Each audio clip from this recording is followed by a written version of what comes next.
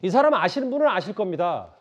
요리 프로그램에 많이 출연하면서 여러 잘 알려진 얼굴을 알린 인기 셰프 정창욱 씨가 동료를 폭행하고 흉기를 위협한 혐의로 오늘 재판에 넘겨졌는데요. 오늘 1심 선고 결과가 나왔습니다.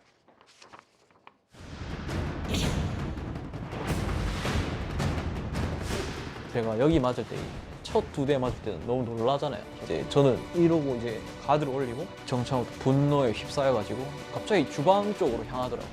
진짜 죽겠구나, 도망쳐야겠다 생각이 들어서 움직이지 마, 죽여버린다 해서 굳었죠.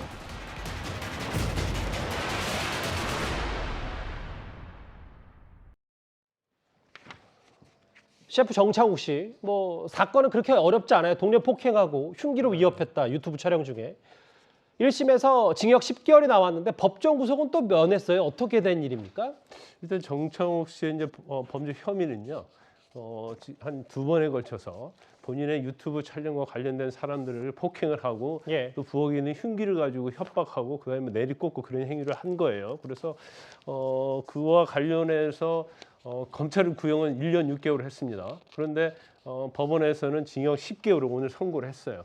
근데 이제 그 이유가 여러 가지가 있는데 본인이 저렇게 재판을 받고 범죄 행위를 한 걸 다 인정을 했음에도 불구하고 제가 볼 때는 합의를 하지 않은 것 같아요. 그래서 재판부에서 지난번에 검찰이 구형할 때 다음 선고까지 이제 합의를 하라 이제 그런 취지로 얘기했음에도 불구하고 예. 합의를 좀 시도하다 그냥 말았던 걸로 보입니다.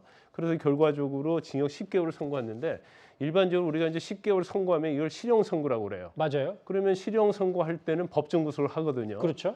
그런데 이제 간혹 가다 보면 형을 선고하면서도 법정 구속을 하지 않는 경우가 있습니다. 그래서 아마 재판부에서는 법정 구속을 하지 않는 이유가 공탈을 하든지 피해자와 합의를 해라. 예. 그래서 용서를 빌어라. 그런데 법정 구속을 해버리면 합의할 기회가 좀 없어지잖아요. 아하.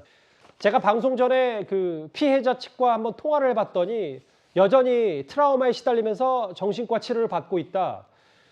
1심 선고 결과에 어떤 심경인지 한번 물어봤는데요. 한번 같이 들어보겠습니다.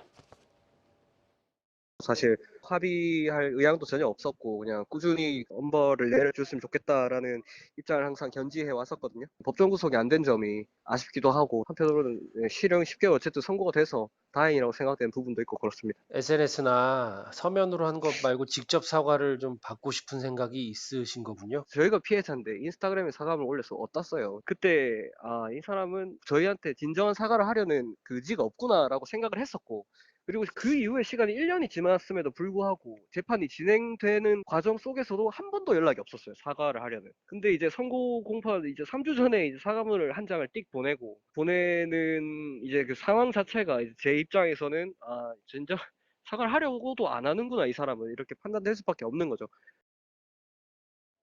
피해자 측 얘기는 법적인 단죄를 떠나서 직접적인 사과는 있어야 되는 거 아니냐. SNS 본인들은 지금 그 SNS 볼 수 없는데 사과했다. 서면으로 냈다. 이런 부분들이 납득이 안 되는 것 같더라고요. 범죄를 저질렀고 피해자가 있다면 피해자에게 사과를 하는 건 맞는데요. 예. 사과도 진정한 사과돼야지 않겠습니까? 그런데 본인이 SNS에 일방적으로 사과를 하고요. 또 재판을 하면서 재판부에서 합의를 하라고 하니까 사고문만 그냥 일방적으로 보냈다는 거예요. 그 자체는 사실 피해자 입장에서 보면 진정한 사과라고 볼 수 없는 거죠. 예. 그래서 사실 또 재판부에서 경고를 했어요. 사과를 하라고. 근데 그럼에도 사과를 하지 않는 걸 보면 그 이유를 참 선뜻 이해하기가 어렵습니다. 일단 징역 10월이 선고가 됐기 때문에 정창욱 씨 측의 입장도 반론도 나오면 저희가 바로 전해드리도록 하겠습니다. 저게 오늘 1심 선고 공판에 찍힌 정창욱 씨의 모습입니다.